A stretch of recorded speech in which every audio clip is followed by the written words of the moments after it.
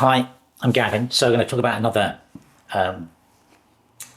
good camera combo and with a lens, camera lens combo. And this is probably an expensive one. It's a bit of an oddity, but it is a great combination. Now, Minolta made amazing cameras. They really did. And they made amazing lenses. So they're one of the only few camera manufacturers that sort of had made their own lenses. In fact, they traded lenses with Leica. They made great optics. Minolta were the first company that had a proper autofocus camera on the market. And from that original one and that market share, they built a huge range of great autofocus cameras with amazing features you don't even need, but they were so cool. So Minolta were a great brand. They make great mechanical and sort of like non-autofocus cameras as well. They just make great cameras. Eventually, they got sucked into Sony.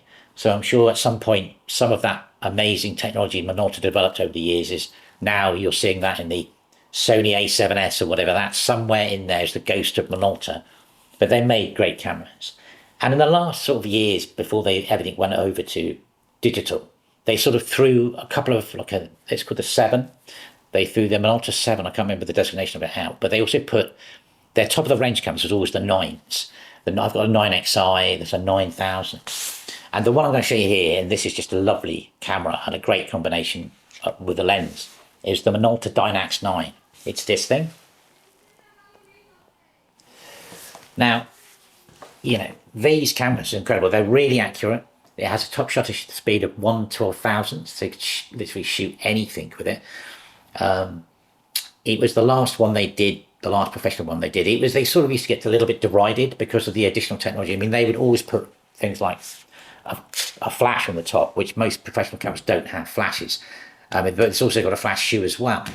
I mean, it's fully auto. It's program aperture priority, all these kind of things, all built into it. What they did with this one, they'd gone away from the 9XI, is very spacey, and they've gone back to proper knobs and dials on the top of the camera. This thing feels incredible. I have to say, it's a fight between this and my Nikon F100 for which is the best camera to just hold. And when you pick one of these things up, it just feels really, I don't know, it feels great. It's a great feeling camera. It's got loads of functionality, all the functionality you expect from a high-end camera. Really good metering, all that kind of stuff. It's all very well and elegantly designed. And the lens in the front I've got is, as I said, Minolta make great optics. And the lens in front of this is their 50mm 1.4. And that is a stellar, amazing lens. I mean, I'm not a huge fan of 50. I'll do a video about it. But the 50's amazing, super fast. You can do anything with this. I mean, I've got the 28 and I've got a couple of other ones as well.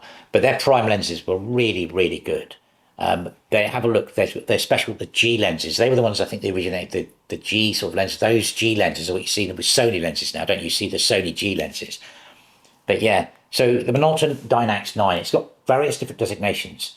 But it's an incredibly clever camera.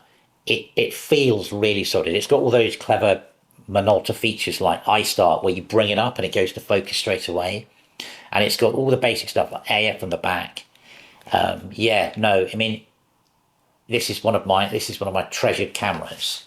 It really is a lovely thing to shoot and to use, and it's a great combination. So I mean, if you want to get into Minolta cameras, have a look lower down the range. There's some cheaper ones you can get, but they're just really good. They're plastic, but they're great, and they work. I mean, I've got another great Minolta that I use as well, which is a much cheaper version of this. It's just a great carry around all day. Again, like the F100, which this sort of like competed in that zone of F100, F6 or F5 or whatever. This was in that whole swirling mass of like super cameras. This won't let you down. It is a sort of toss up between this and the F100 for me, and my Pentax MZS as to which is the best autofocus sort of like carry-all. But this really is such a nice thing to hold. Have a look on eBay. You can get these. I mean, I can't remember how much I picked this up. These ones, the 9s, are getting more and more expensive, so just be wary of that. But yeah, the Minolta Dynax 9.